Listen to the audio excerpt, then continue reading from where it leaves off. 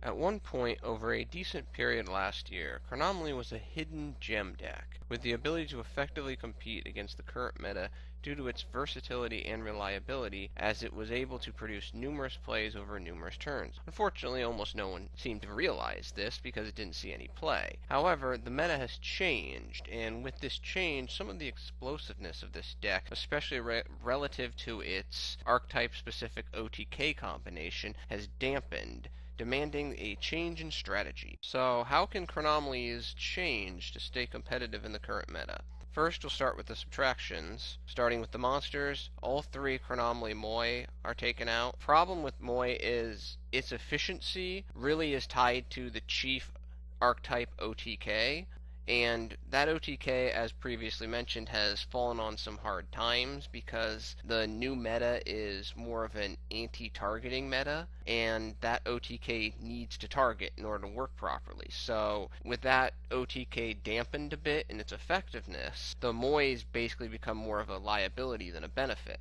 Maybe this would have been different had Moi been able to special summon itself from the hand in attack position, but it can't, so it's a moot point. Staying with the monsters, I drop one Chronomaly Gordian Knot. Due to the loss of Moi, Knot has become inherently less effective due to fewer Chronomaly monsters that can potentially be in the hand, so that can be utilized with its effects. So one copy gets dropped. Knot is still useful at 2 for setting up various rank 3, 4, or 5 plays. I dropped 2 Effect Veilers. Some people might disagree with this point, but from my perspective, outside of Monarchs, Veiler does not serve much of a purpose against most of the more widely played meta decks, because at best it's a one-turn stall, and that stall really isn't that hindering for a lot of decks at this moment, and even then the raw attack power and consistency of a lot of the decks that are running the meta limits the overall usefulness of Effect Veiler as a main deck option.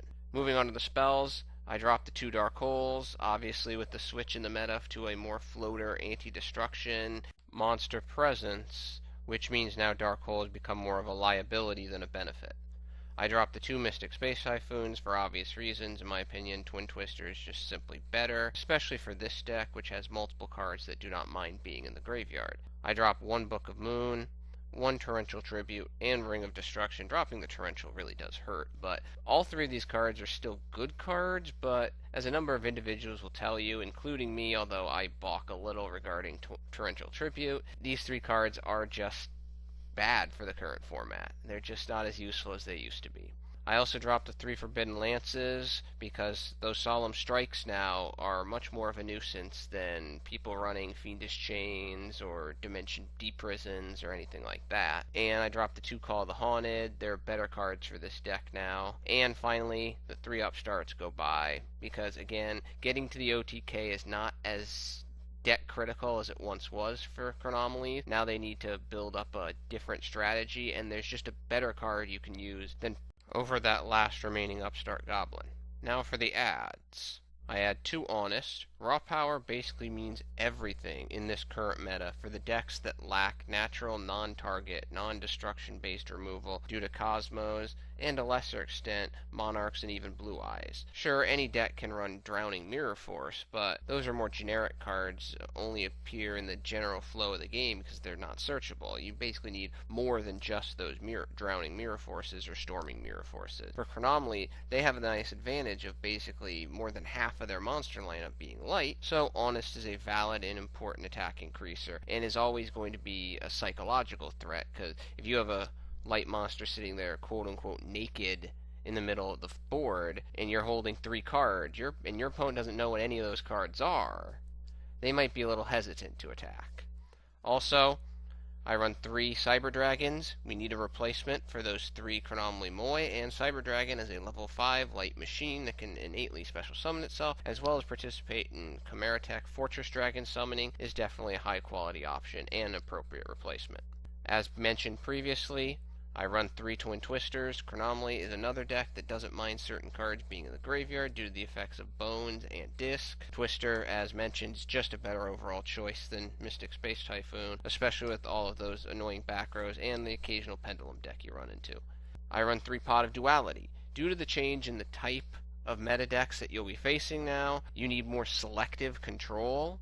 Thus, That's why the upstarts are well, outside of them being limited to one, I still would have replaced the upstarts with Pot of Dualities, because upstarts just random drawing, Pot of Duality is more controlled. The lack of special summoning capacity is no longer nearly the big deal it once was because of the changes, largely because the OTK potential of the archetype naturally has been diminished somewhat.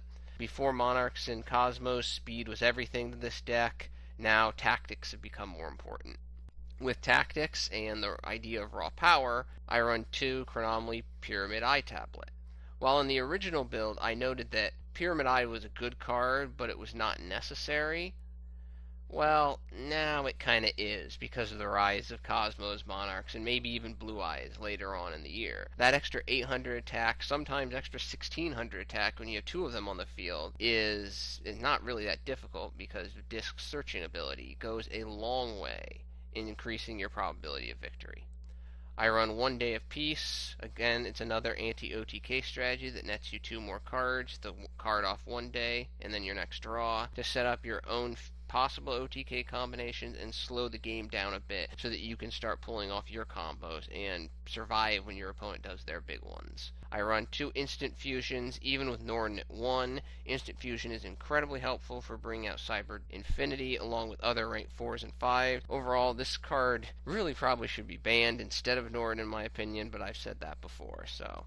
I also run 2 Creature Swaps. There's not much to talk about here. Creature Swap is probably one of my favorite, tech cards in pretty much a lot of decks. It's one of the most annoying cards in the game, and it frequently wrecks meta decks, especially early in duels. Hey, you take my weaker monster, I'll take your strong monster, and also kind of hurt your strategy in a lot of respects. Finally, I run the 3 Drowning Mirror Forces. I support Drowning Mirror Force over Storming Mirror Force in this deck because Chronomalies are not typically hindered by an open field. They can make some big moves from an empty field more than other decks can, so they get that extra benefit from drowning by returning to the deck rather than to the hand.